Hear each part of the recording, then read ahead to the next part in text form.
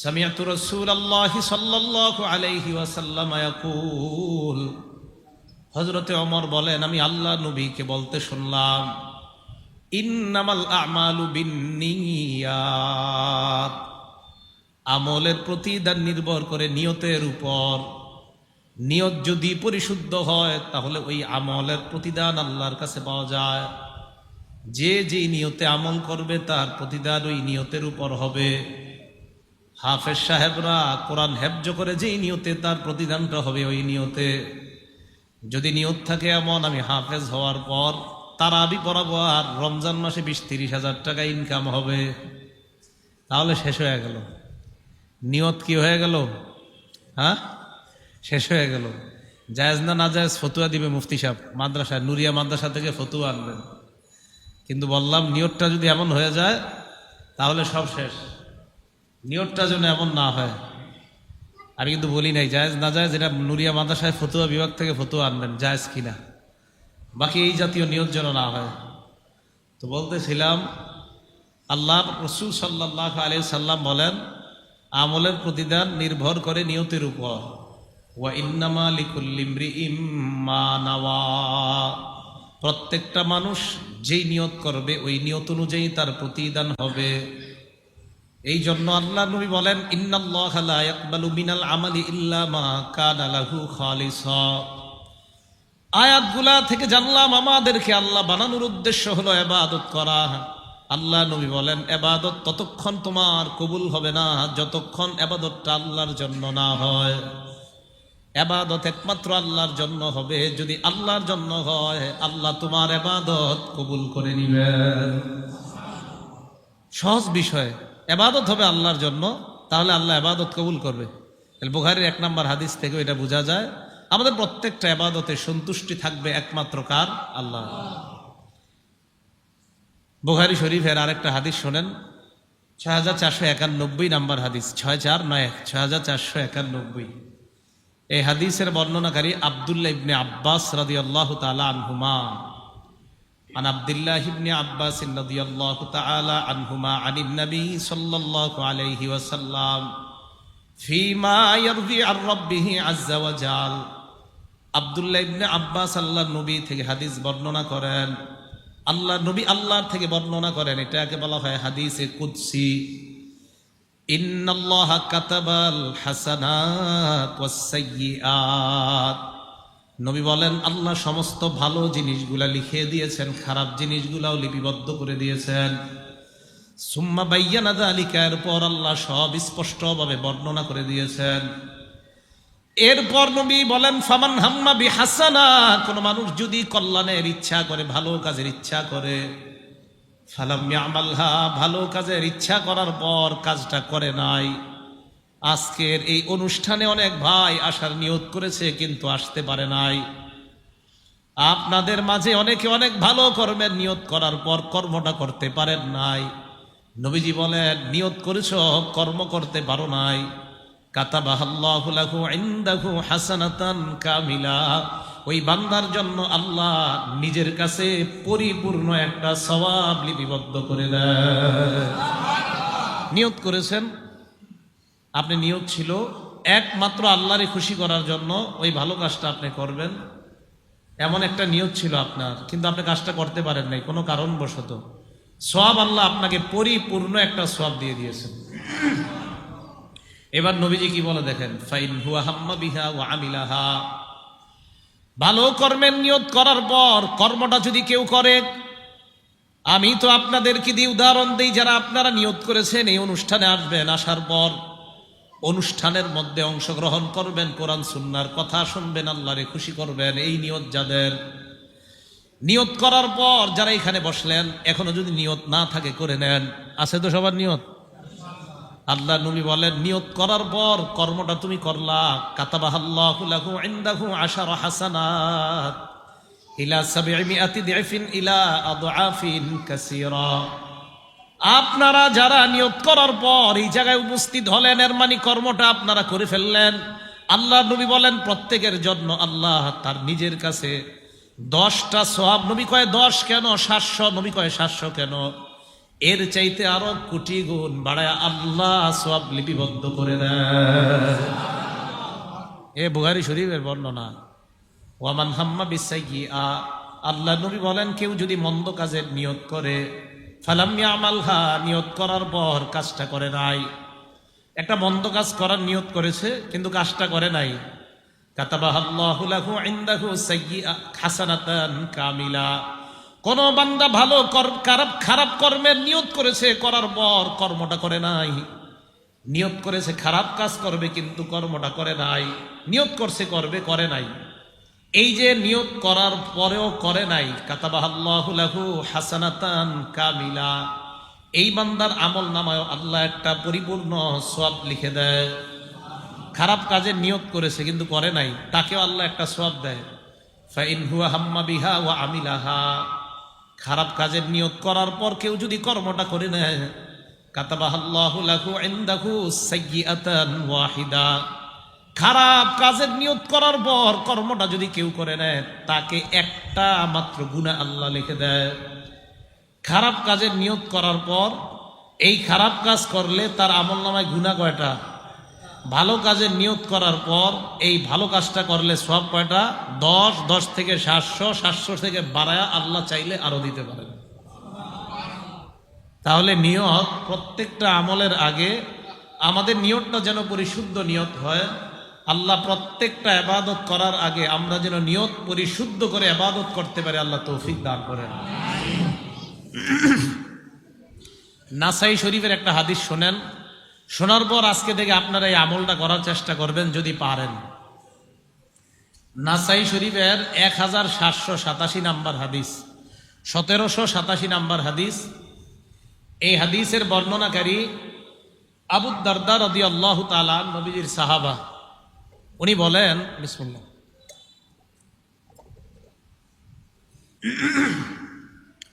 قال رسول الله صلى الله عليه وسلم, আল্লাহ নবী বলেছেন, মান আতা ফিরাশাহু, কোন ব্যক্তি যদি রাতের বেলা বিছানায় যায়, যাওয়ার পর ওয়াহুয়া ইয়ানবি আইয়াকুমা ইউসাল্লি মিনাল লাইল, বিছানায় যাওয়ার পর নিয়ত করেছে রাতের বেলা তাহাজ্জুদ নামাজ পড়ার জন্য উঠবে। কোন ব্যক্তি বিছানায় গেছে, নিয়ত করছে রাতের বেলা তাহাজ্জুদের নামাজ পড়বে। ফাগলাবাতহু আইনা, রাতের বেলা ঘুমানোর পর চোখ তাকে পরাজিত করে দিয়েছে, ঘুমের কারণে রাতের বেলা লোকটা উঠতে পারে নাই। ফানামা হাত্তা আসবাহা, ঘুমাইতে ঘুমাইতে ফজরের নামাজের আজান হয়ে যায়, লোকটা তাহাজ্জুদের সময় উঠতে পারে নাই। আজকে যারা বাসায় যাবেন, এই নিয়তে যদি আপনারা বিছানায় যান যে আমি রাতের বেলায় উঠে তাহাজ্জুদের নামাজ আদায় করব, রাতে ঘুমায়া গেছেন, ঘুম থেকে উঠে দেখেন ফজরের আজান দিয়ে দিছে, তাহাজ্জুদ পড়তে পারেন নাই, আল্লাহ নবী বলেন কুতিবা লাহু মা নাওয়া, নিয়ত যা করেছে তার প্রতিদান আল্লাহর কাছে লেখা হয়ে গেছে। হ্যাঁ, এখন আপনি যে ঘুমাইলেন এটা কি হবে? নবীজি বলেন কানা নাউমুহু সাদাকাতাম মিনাল্লাহি আযজা ওয়া জাল, তাহাজ্জুদের নিয়ত করার পরেও তুমি উঠতে পারো নাই, ওই সময় তোমার এই ঘুমটা ছিল আল্লাহর পক্ষ থেকে তোমার জন্য সদকা। আল্লাহ উঠায় নাই, ঘুমা ঘুমা ঘুমা, আল্লাহ উঠায় নাই আপনাকে। তাহাজ্জুদের সময় নিয়ত করছেন উঠবেন, পরে ফজর হয়ে গেছে, আপনি উঠতে পারেন নাই, আল্লাহ তাআলার পক্ষ থেকে এই ঘুমটা আপনার জন্য ছিল সদকা। আল্লাহ চেয়েছেন আমার বান্দা ঘুমাক, তাই আল্লাহ আপনাকে ফজর পর্যন্ত ঘুম পাড়িয়ে রেখেছেন, এরপরে আল্লাহ আপনাকে উঠাইছেন। তো তাহাজ্জুদে যে আল্লাহ আপনাকে উঠতে দেয় নাই, নবী কয় একদিক দিয়ে এটা তোমার কাছে আল্লাহর পক্ষ থেকে সদকা, আরেক দিক দিয়ে ঘুমায় রইছো তো কি হয়েছে, আল্লাহ তোমার আমল নামায় তাহাজ্জুদের সওয়াব লিখে দিচ্ছে। তাহলে আমলের প্রতিদান নিয়তির উপর। হেফজখানার ছাত্ররা আজকে যারা সবক নিছে, তাহলে হাফেজ হব আমরা, আমাদের সন্তানদেরকে হাফেজ বানাবো, কারে খুশি করার জন্য? আল্লাহ। আল্লাহ কিন্তু দেখতেছে আমাদেরকে। তাহলে বুখারী শরীফের আরেকটা হাদিস আপনাদেরকে শোনাই, 123 নাম্বার হাদিস, এটা বুখারী শরীফের বর্ণনা।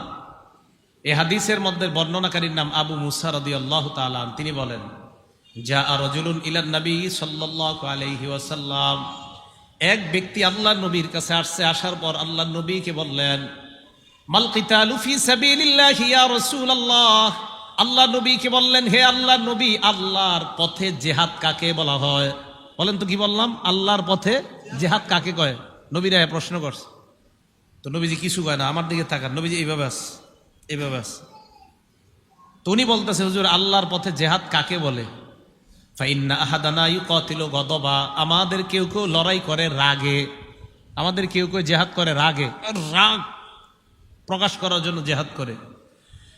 ওয়া ইউকাতিলু হামিয়াতান, কেউ কেউ জেহাদ করে প্রতিশোধের নেশায়। ইয়া রাসূলুল্লাহ, কেউ রাগে জেহাদ করে, কেউ প্রতিশোধের নেশায় জেহাদ করে, জেহাদ কোনটা আপনার কাছে জানতে চাই। আল্লাহ নবী নিচের দিকে তাকায় আছে, ফারাফা ইলাইহি রাসাহু, মাথাটা উঠায় তার দিকে তাকাইলেন। প্রশ্ন জাগতে পারে আল্লাহ নবী মাথা কেন উঠিয়ে তার দিকে তাকাইলেন? বর্ণনাকারী বলেন, ফামা রাফা ইলাইহি রাসাহু ইল্লা আন্নাহু কানা কাইমা, যিনি প্রশ্নকারী তিনি দাঁড়ানো ছিলেন, তাই আল্লাহ নবী মাথা উঠায় তার দিকে তাকাইলেন।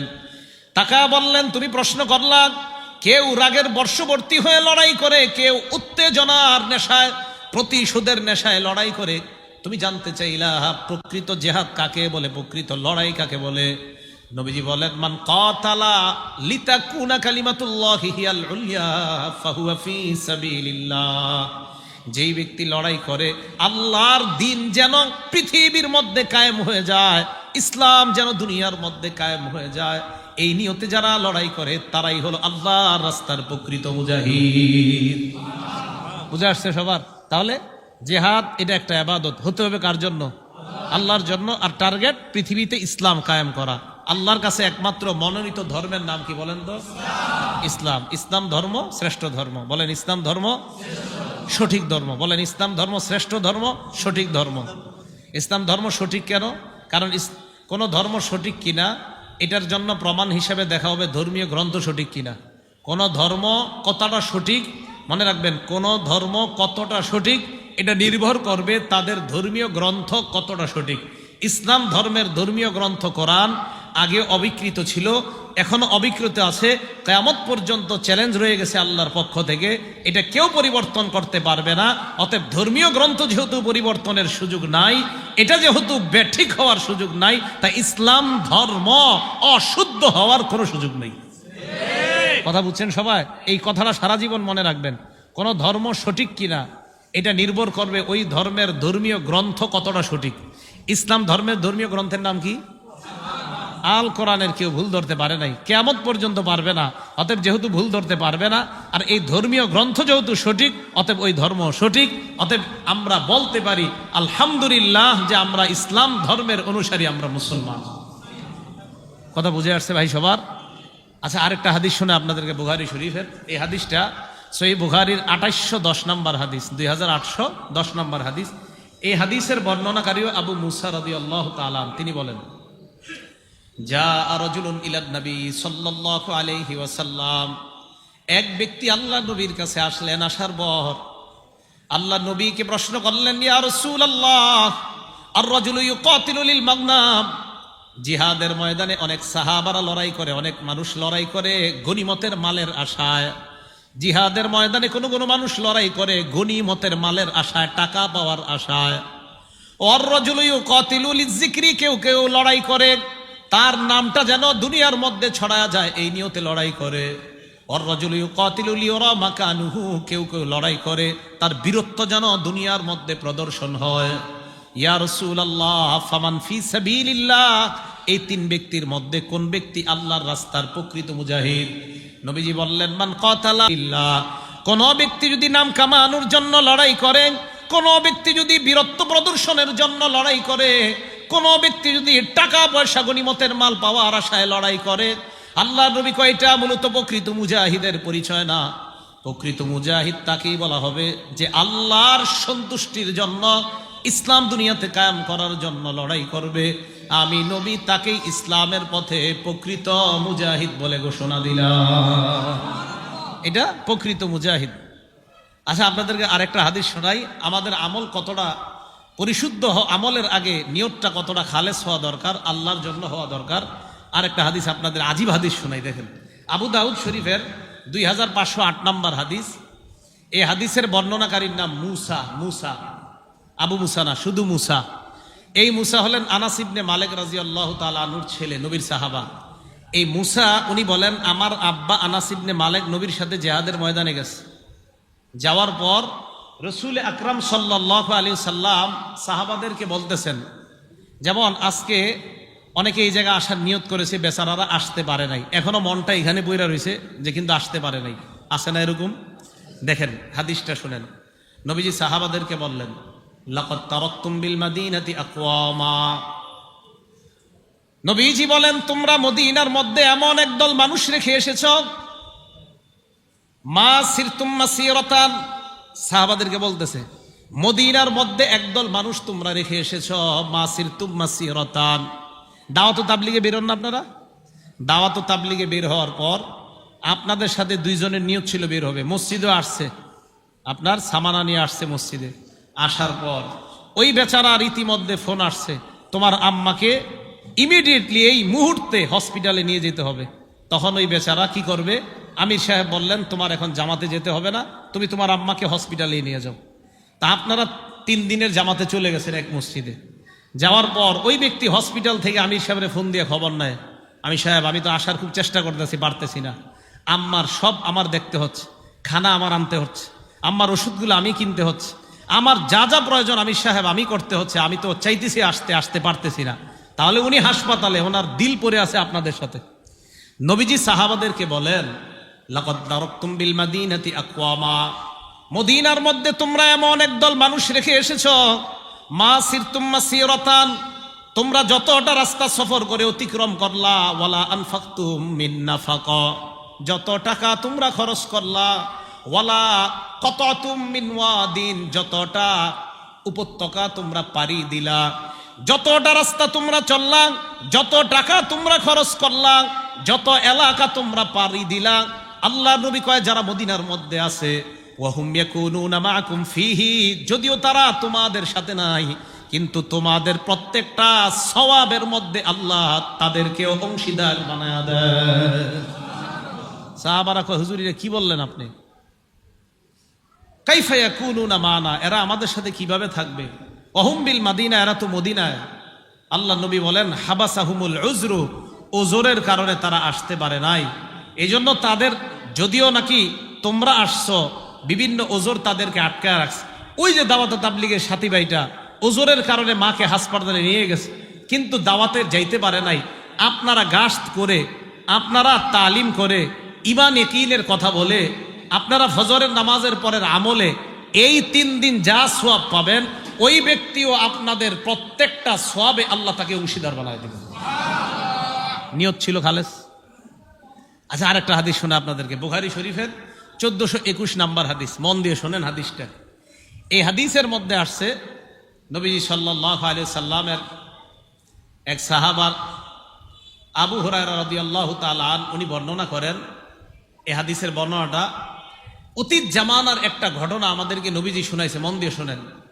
ক্বালা রাজুলুন, এক ব্যক্তি মনে মনে নিয়ত করছে, লা তাসাদ্দাকান্না বিসাদাকা, আমি আজকে রাত্রে সদকা করব, এই নিয়ত করছে একটা লোক। করার পর ফা খরাজা বিসাদাকাতিহি, রাতের বেলা সদকা নিয়ে বের হয়। সদকা নিয়ে বের হওয়ার পর ফাওয়াদাহা ফি ইয়াদিস সারিকিন, একজন চোরের হাতে সদকা দিস। সদকা নিয়ে বের হইছে, একজন চোরকে দিছে সদকা।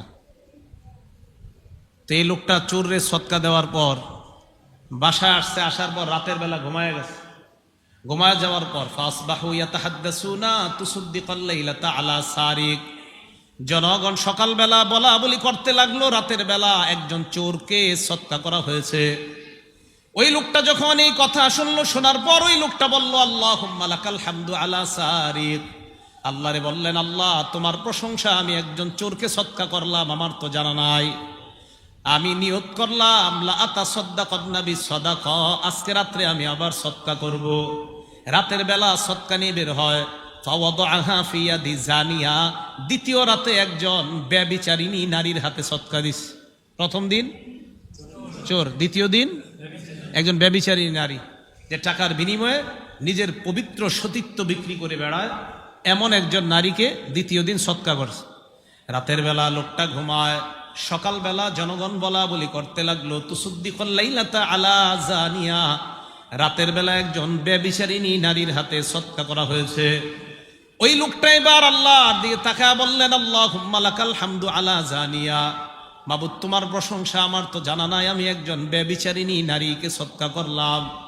লা আতাসাদ্দাকান্না বিসাদাকা, আমি আবার নিয়ত করলাম আজকে রাতে আমি আবার সদকা করব।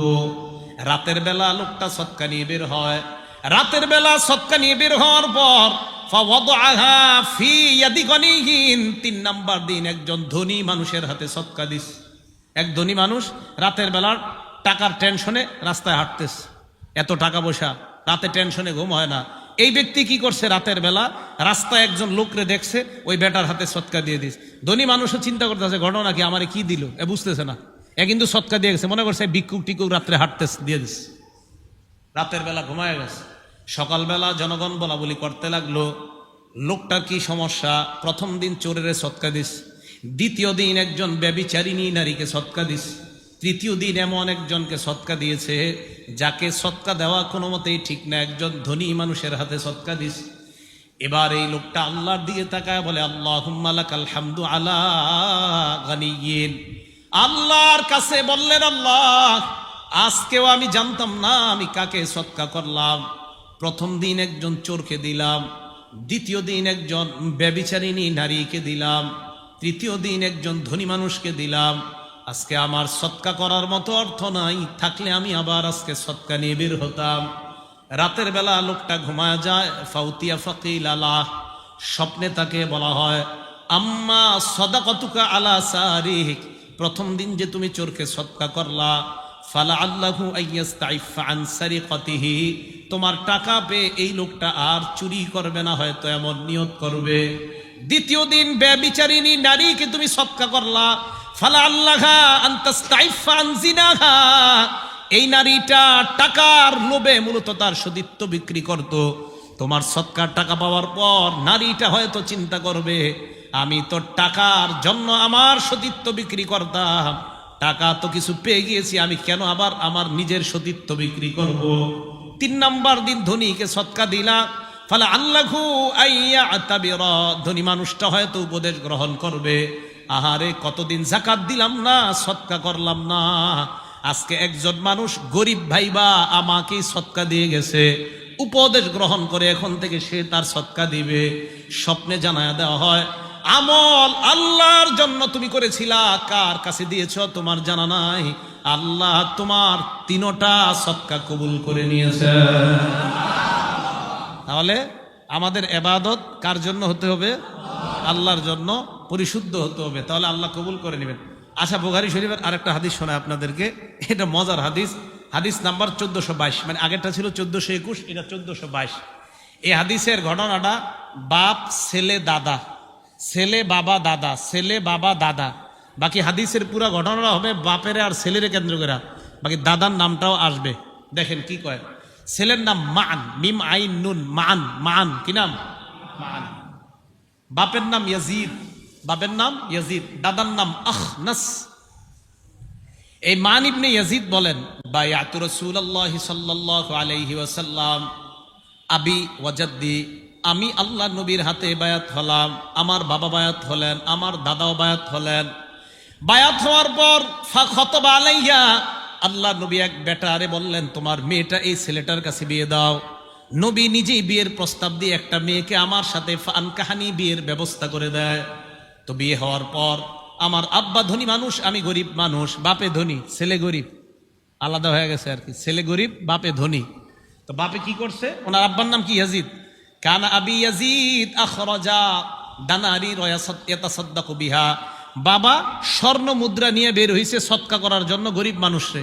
ফাওয়াদাহা ইনদা রাজুলিন ফিল মসজিদ, মসজিদে গেছে, যাওয়ার পর এক ব্যক্তির হাতে দিয়ে বলল, তুমি এক কাজ করবা, এই সদকাগুলা যাদেরকে যাদেরকে দেওয়া যায় তাদেরকে দিয়ে দিবা, স্বর্ণ মুদ্রা দিয়ে গেছে। ছেলে বলেন, ফাজিতুহু, আমি ওই ব্যক্তির কাছে গেলাম। কার কাছে? আব্বা যার কাছে স্বর্ণ দিস, আমি গরিব মানুষ, আমি যাওয়ার পর বললাম আমারে দেন। কার সৎকা? মূলত সৎকাটা কার? বাপের। বাপে দিয়েছে একজনকে, আমারে দেন, নফল সৎকা। তুমি ওনারে দিছে, ছেলেরে দিছে। দেওয়ার পর ফাতাইতুহু বিহা, আব্বার কাছে আসছি স্বর্ণ নিয়ে।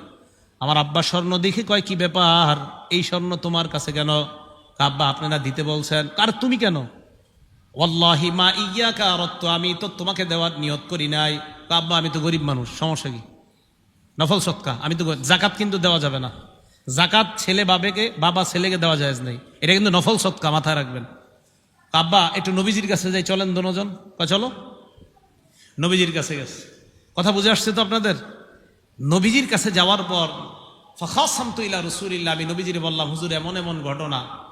আল্লাহ নবী কয়, ইয়াজিদ লাকামা নাওয়াইতা, তুমি সৎকার নিয়ত করেছো? কয় হ্যাঁ। কয় তুমি নিয়ত অনুযায়ী সব পেয়ে গেছো?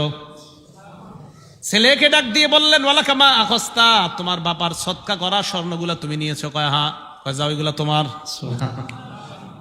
তাহলে নিয়ত করছে, সৎকা কবুল হয়ে গেছে। আর ওইদিকে ছেলে নিছে। আল্লাহ নবী কয়, বাপের কাজ বাপে করছে, তোমারটা তুমি করছো। তুমি গরিব মানুষ হিসাবে অন্তে সৎকা আনছো, তোমার বাবা ওই লোকের দিছে গরিব মানুষকে সৎকা করতে, তোমার বাবা নিয়ত অনুযায়ী সব পেয়ে গেছে, আর তুমিও গরিব মানুষ হিসাবে যেগুলা গ্রহণ করছো এটার মালিক তুমি হয়ে গেছো। তাহলে এবাদত শুদ্ধ হবে যদি এই এবাদতটা একমাত্র কারে সন্তুষ্ট করার নিয়ত থাকে? আল্লাহ। না হয় কিন্তু এবাদত